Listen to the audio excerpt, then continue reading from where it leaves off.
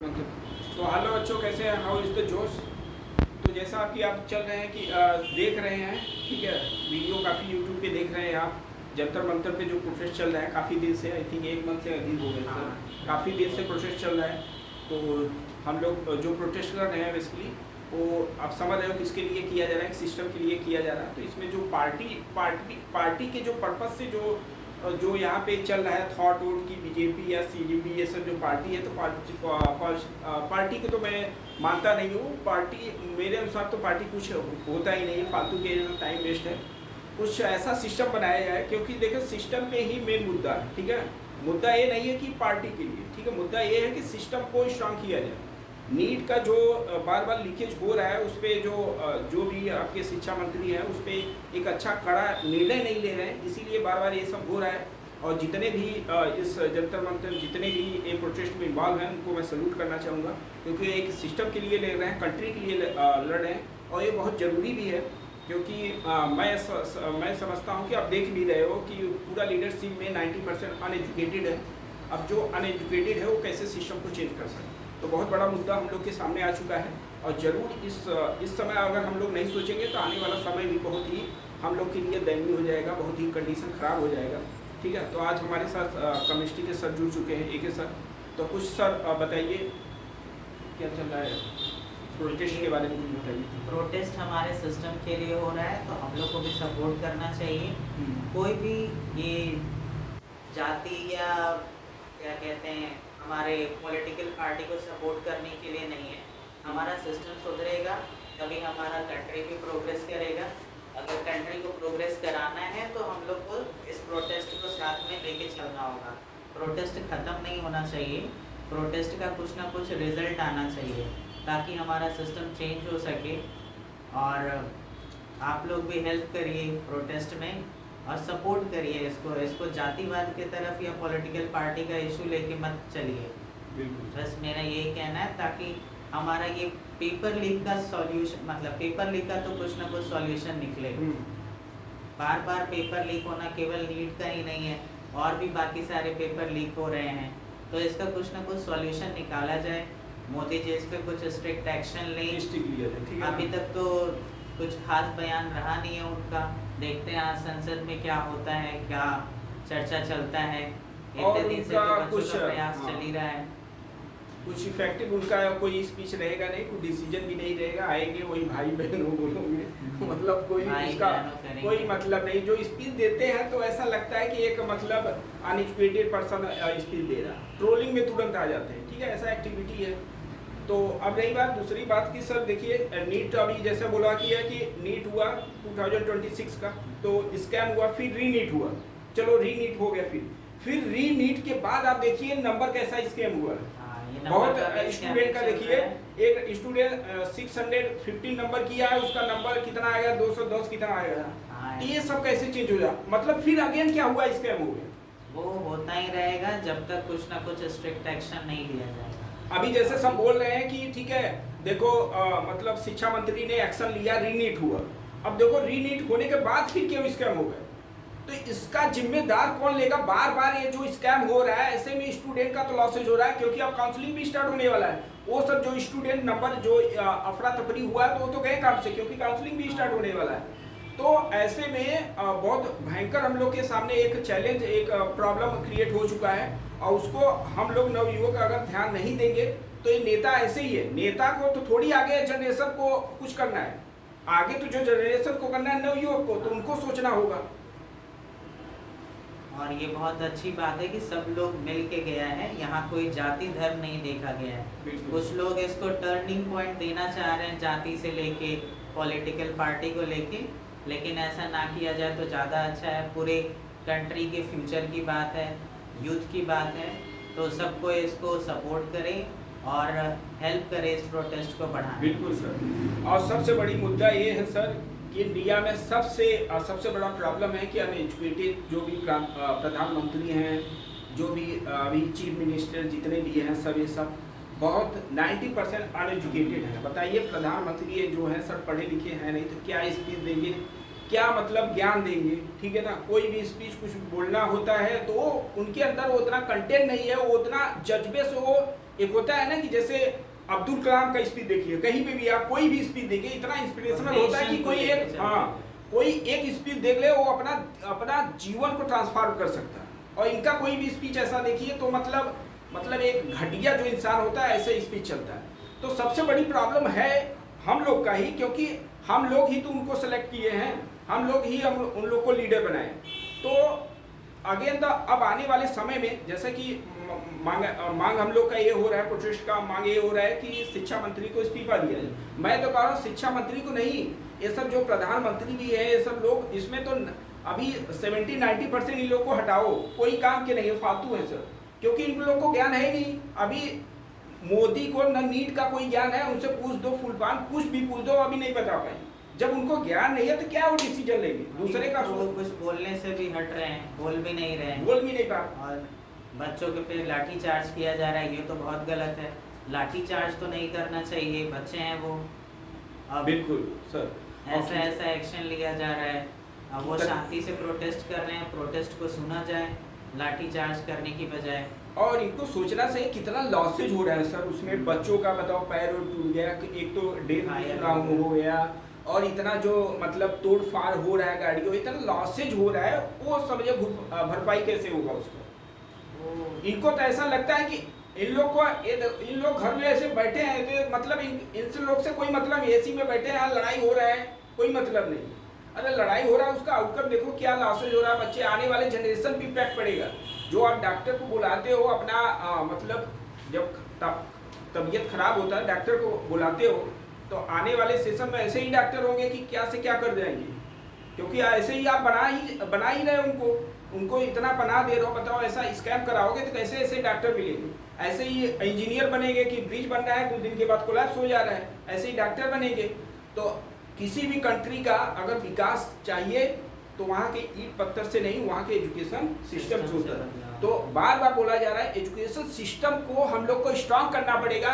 इसी education system के लिए हम लोग इतना तत्पर हैं, लड़ाई करने के लिए तैयार हैं, ठीक है। और कोई ऐसा मुद्दा बहुत बड़ा नहीं है, हम लोग का मुद्दा मेन मुद्दा है कि एजुकेशन सिस्टम किसी भी कंट्री का वो नींव होता है। अगर वीक हुआ तो आगे कोई मतलब प्रधानमंत्री आप कुछ भी बन जाओ, कुछ नहीं कर सकते हो।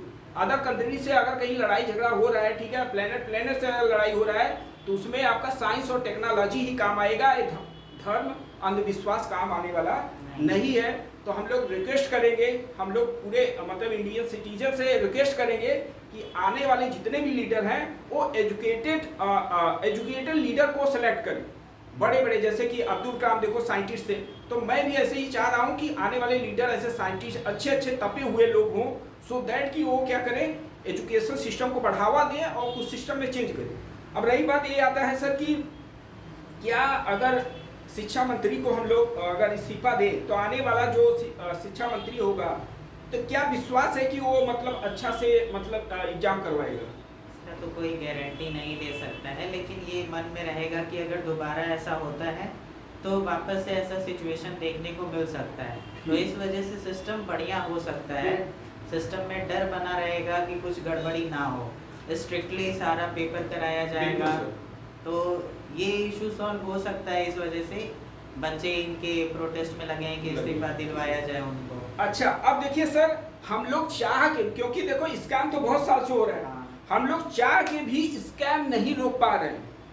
हम लोग चाह के भी देखो, चाइना इंडिया भी इतना ओवरकम कर दिया टेक्नोलॉजी में, विश्वास नहीं है। चाइना का हम लोग जो मोबाइल ये सब ले रहे हैं अधिकतर चाइना का होता है। चाइना का मोबाइल 7-8 हज़ार में बहुत अच्छे मोबाइल मिल जाते हैं, एंड्रॉयड मिल जाता है। वही इंडिया का अगर खरीद रहे हैं सर तो 16, 17, 18 हज़ार में मिल रहा है।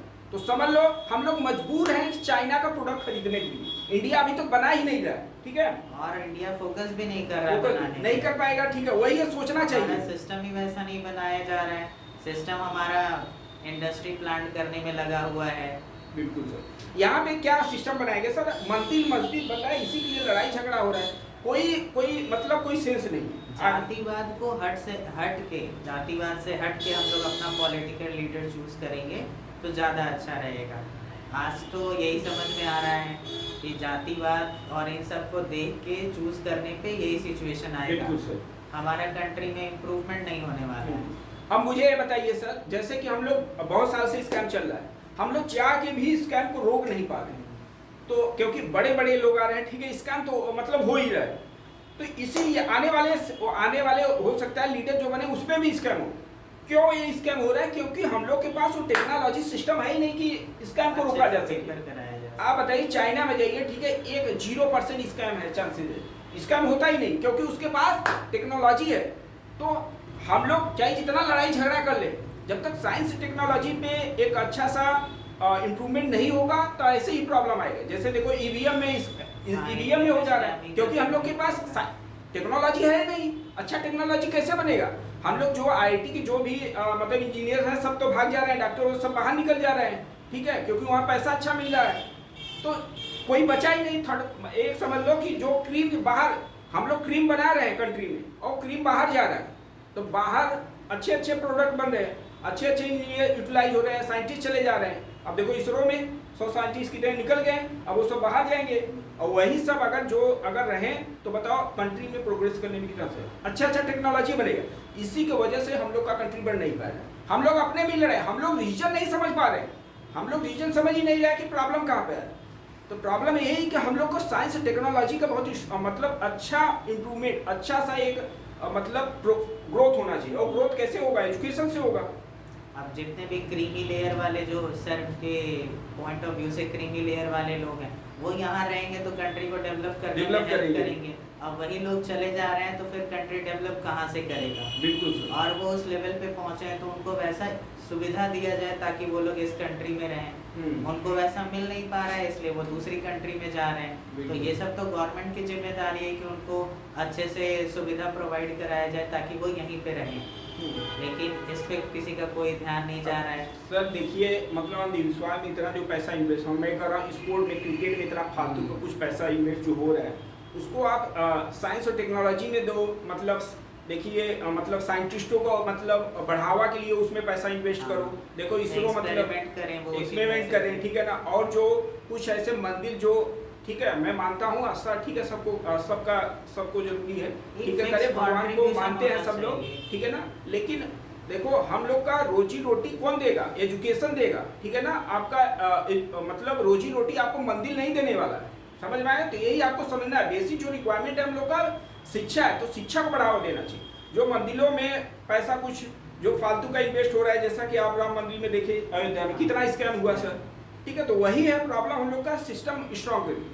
जब तक साइंस टेक्नोलॉजी पे अगर ग्रोथ नहीं किया, स्ट्रॉन्ग नहीं हुआ, तो स्कैम होता ही रहेगा, क्योंकि हम लोग के पास उसका सोल्यूशन ही नहीं है। बताओ, ठीक है, हम लोग ऑनलाइन क्लास, ऑनलाइन एग्जाम करा ही नहीं पा रहे हैं। सीबीटी अब जो नेक्स्ट ईयर में नीट का होने वाला है, यही पहले होना चाहिए। तो अब करने का मतलब हम लोग का कंप्यूटर ही प्रॉब्लम यह है, हम लोग के पास कंप्यूटर ही इतना नहीं है कि एक बार एग्जाम कर ले। देखो जेई का जो पेपर होता है कई शिफ्टों में होता है, लगभग एक हफ्ते के मान लो। अगर कंप्यूटर अगर इतना होता तो एक दिन में ही टेस्ट हो जाता, ठीक है ना। वो नॉर्मलाइजेशन में प्रॉब्लम ना आता। कंप्यूटर बेस्ड जो पेपर हो रहा है वो भी लीक हो जा रहा है, उसमें भी पर्सनलाइज उसमें भी लीकेज हो रहा है, बस थोड़ा चांसेस कम है, बट लीकेज हो रहा है। लीक वो भी हो रहा है, लीक हो रहा है। पिछली बार ही गेट का पेपर लीक हुआ था, वो सामने आया, हिंदुस्तान में भी आया, लेकिन उसको कोई क्या कहते हैं ऐसा सामने नहीं आ पाया, वो पेपर तक ही रह गया। हिंदुस्तान टाइम्स में आया था ये न्यूज़, लेकिन कुछ उसके बारे में भी एक्शन नहीं लिया गया। पेपर हुआ, जो सेलेक्ट हुए वो हो गए, जिनका नहीं हुआ वो रह गए ऐसे ही। तो सिस्टम में चेंज लाना पड़ेगा ताकि जो अच्छे लोग हैं, जो टैलेंटेड हैं, वो जाएं, ठीक है ना। अच्छे लोग लोवेस्ट पोस्ट का काम करेंगे, जो अच्छे नहीं है वो उनसे हाई लेवल के पोस्ट का काम करेंगे, तो ये अच्छी बात नहीं है। अपने टैलेंट के अकॉर्डिंग लोग अपने पोस्ट पे जाए। अभी भी इस कंट्री को सर डॉक्टर, इंजीनियर की, साइंटिस्टों की बहुत ज़रूरत है, बहुत ज़रूरत है।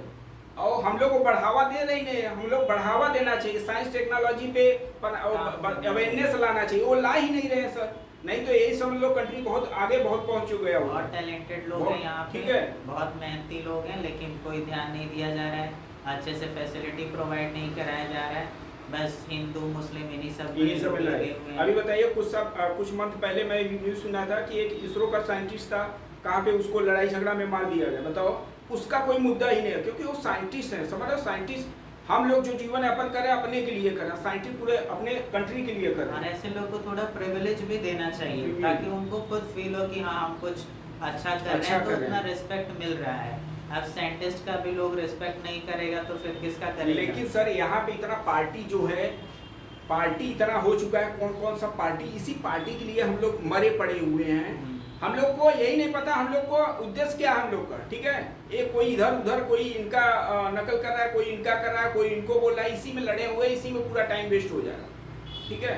तो अगेन आप लोग से यही मैं रिक्वेस्ट करूंगा कि ये जो प्रोटेस्ट चल रहा है इसमें अगेन हम लोग को मजबूती बनाए रखना है। हम लोग को अब समझ लो इस बार जंग में कूद चुके हैं, पीछे नहीं हटना है, क्योंकि अगर पीछे हटे तो फिर वही वाला जो आप 24 में हुआ, जो अभी बहुत बार जो स्कैम हो चुका, बहुत बार, ठीक है, वहाँ पे प्रोटेस्ट चल रहा है, कोई आउटपुट नहीं मिला।